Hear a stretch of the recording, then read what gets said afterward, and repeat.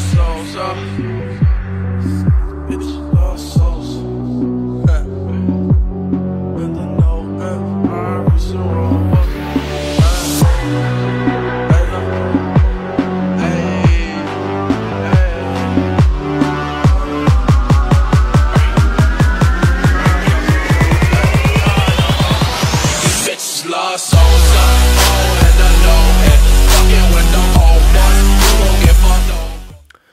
Yo, DragooX is back, and today I want to show you my new build here in New World. I play in the moment the Rapier and the Ice Gauntlet, and this build is so much fun, guys. I enjoy the combination of the Ice Gauntlet range attacks and the melee Rapier attacks.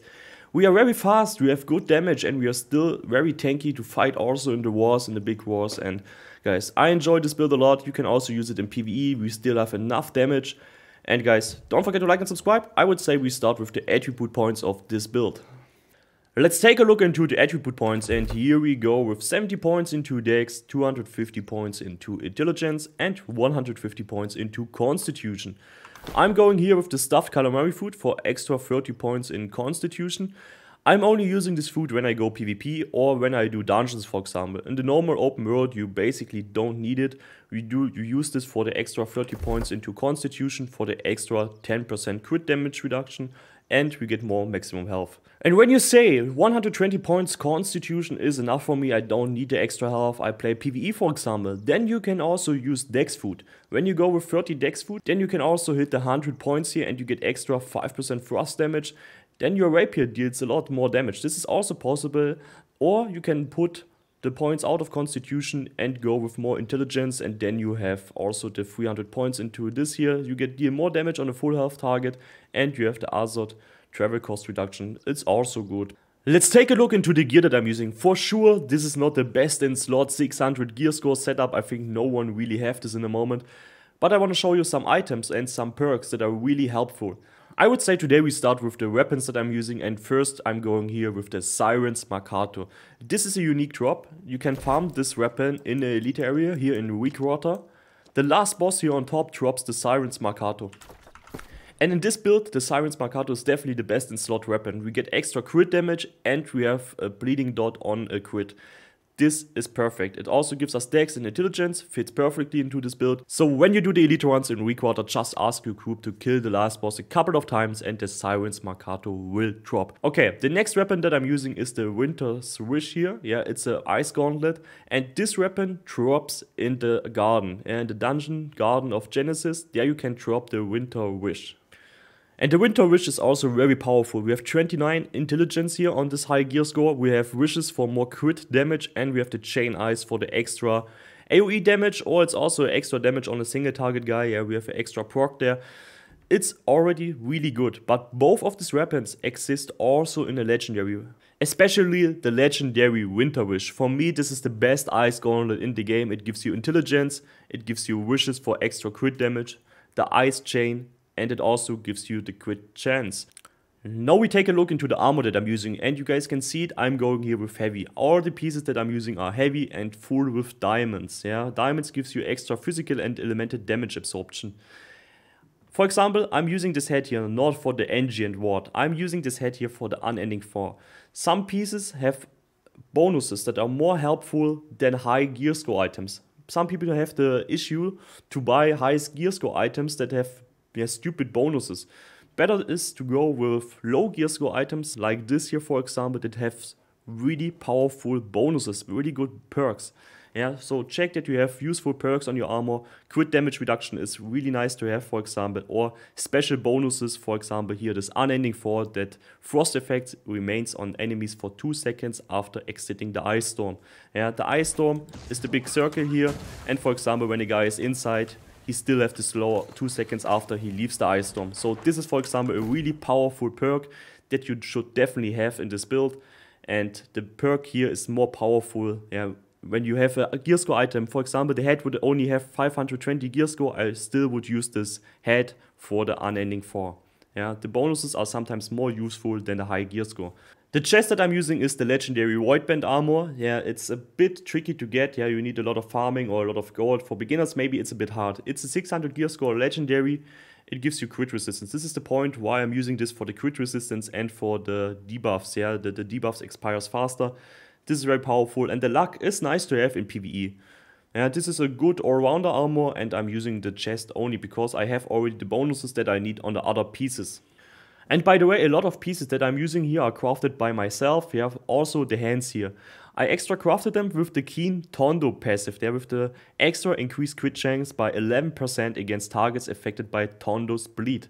Yeah, I said already, we play a lot of bleeds in this build, so the Keen Tondo is definitely worth it. Yeah, you should check that you have this buff as well. 11% crit chance is a lot, and you should definitely go for it. The legs that I'm using have also crit resistance. This is really powerful. For me, these legs are best in slot. Yeah, they are best in slot. They have the extra bonus for the skill, for the evade skill, and crit resistance. And also dex is nice to have in this build. Yeah, we need a lot of dex also, so it's perfect. It's best in slot, but only on 538 gear score. So that means I only would change these legs now when I get the same ones with a higher gear score. Yeah, with the omnidirectional evade and the crit resistance. By the way, the evade skill is also really nice. Yeah, you get the buffs also when you do a sidestep or a backstep. I'll show later the skills, then you can see what I mean. The shoes that I'm using have also a good buff for the skills. Here is the healing tomb. Gain 10% health after exiting the end tomb with full mana. You need to go out with the right click, not with the left click, yeah. So when you go into the end tomb, you should go with the non-explosion one. When you go out with the right click, then you have a heal. It's nice when you go a bit away or you need a burst here, you can use it for the extra health. Okay, this is the armor that I'm using. These are the bonuses. We have the healing tomb here, we have the omnidirectional evade, we have the Keen Tondo and the unending 4. These 4 bonuses are really helpful and you should check that you have them. Let's take a look into the jewelry that we are using, and here we start with the necklace. Here you should check that you go with the extra maximum health. This is a must-have for me in this build. Yeah, definitely go with it. Mana recovery is nice to have, but not a must-have. You should check that you have a necklace with maximum health and intelligence, constitution, whatever you need. On the ring, you should check that you have the Keen Awareness buff for the extra crit chance. It also exists with 11%.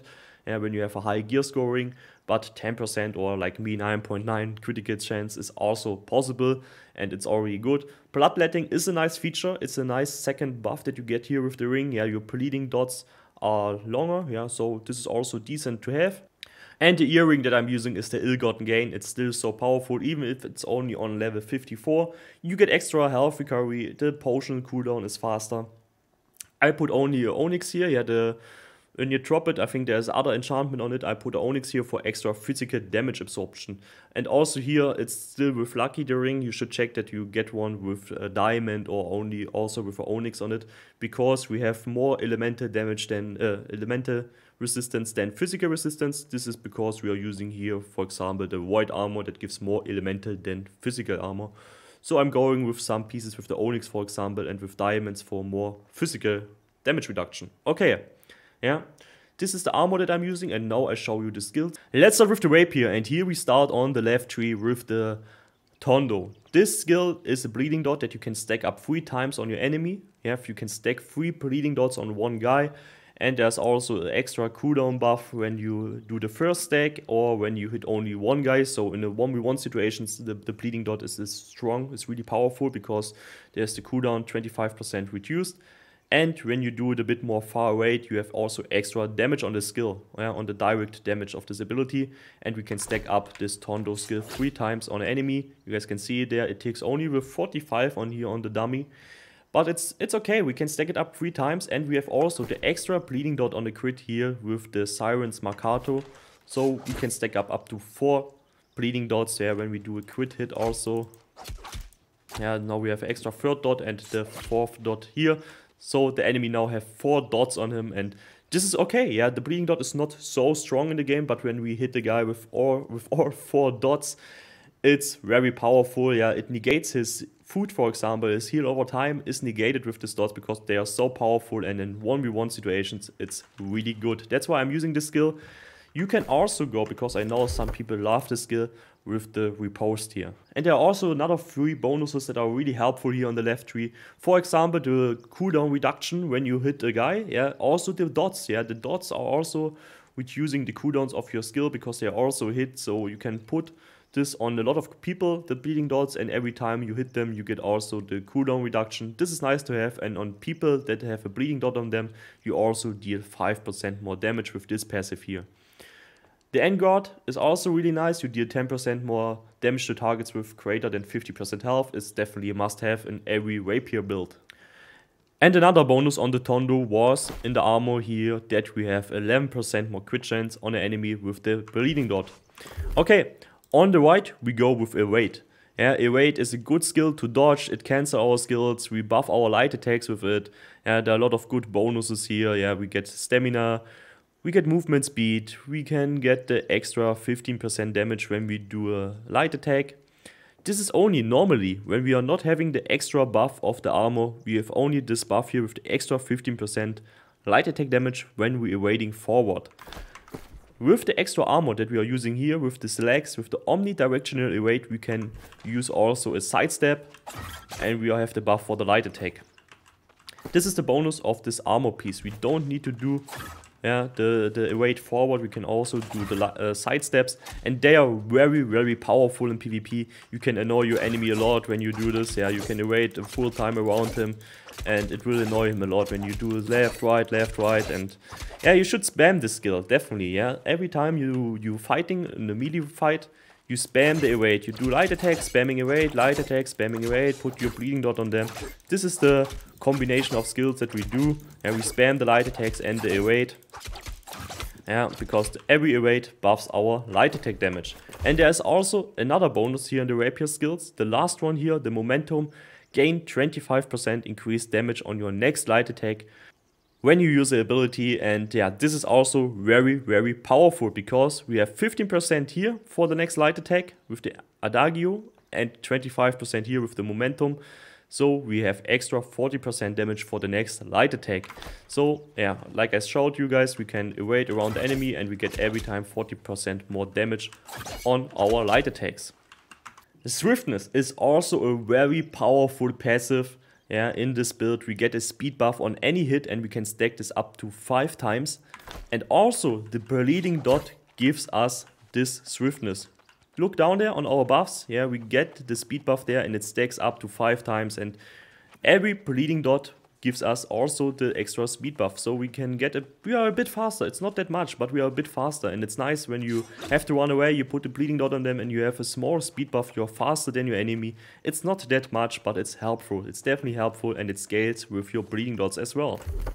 Okay, the next passive that we are using is the Perfectionist here for the extra 10% more damage when we are at full health. It's okay, it's decent to have, and yeah, the last skill for sure that we are using here is the Flash.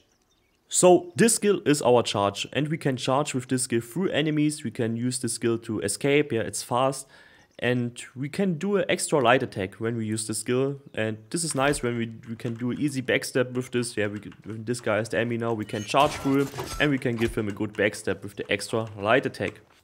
Okay, this is the rapier setup, and now we go into the Ice Gauntlet. And yeah, guys, here we go with the skills on the right side, but we need a lot of passives on the left side and one skill here for the big skill here for the ultimate chill. And I think here on the Ice Gauntlet I don't have to show all the passives here. When you have questions, then feel free to ask me in the comments below. You guys can see it here, and yeah, we're using the Ice Storm. It's a slow, it should deal damage. Yeah, in the moment there's a bug that it sometimes don't deal damage. It slows our enemies, and we have a lot of buffs when the enemy is inside the Ice Storm, where we deal more damage, for example, and all these things. And also here the passive, we deal 35% more damage on chill targets. Then we have here the Ice Shower. It roots our enemies and also gives them armor debuff, so we deal more damage on them. And when we run through the Ice Shower, we get a speed buff as well. And the Entombed here, yeah, it's our ice form. We can use the skill to go defensive. We have the extra passive here, that when we use the skill at full mana, yeah, when we break free with full mana, then we get also a heal, yeah, with the armor passive here. It's our defense skill when you get a lot of pressure on you and you need to go defensive, go into the Entombed. We have also the extra thing here that we clean all the debuffs, and we get extra 25% more defense. So these are the skills that I'm using on the Rapier and the Ice Gauntlet, and now I want to show you the basic combo, the basic fight that we do in PvP. when this guy is now the enemy. Normally you see your enemy from far away, so we start the fight on the Ice Gauntlet. When this guy is the enemy, you first put your Ice Storm on him, and then you can shoot some heavy attacks. With these heavy attacks you can hit them already very low. You can see it, the heavy attacks inside the Ice Storm are so powerful, they are very useful. And when the enemy is low and it's a melee guy, for example, he tries to come to you, then you can also put, when he's running on you, the Ice Shower in front of you. Then maybe he's also stacked in this Ice Shower, and then you can also put some extra shoots on him. So we can basically kill already some people only with the Ice Gauntlet, and when it's a bit more tanky guy, we can hit him low already. And when the enemy is low and we had the Ice Shower on him, we shoot on him, he's low, then we can also go on the Rapier then, and when he's stuck, for example, in the Ice Shower, we can do the flash, charge behind him and attack him with some melee attacks. So this is the basic combo that we can do. This was the build, yeah, this was the setup. If you still have questions to this build, feel free to ask me in the comments below. We see us in the next video. Don't forget to like and subscribe, and have a nice day, and bye bye.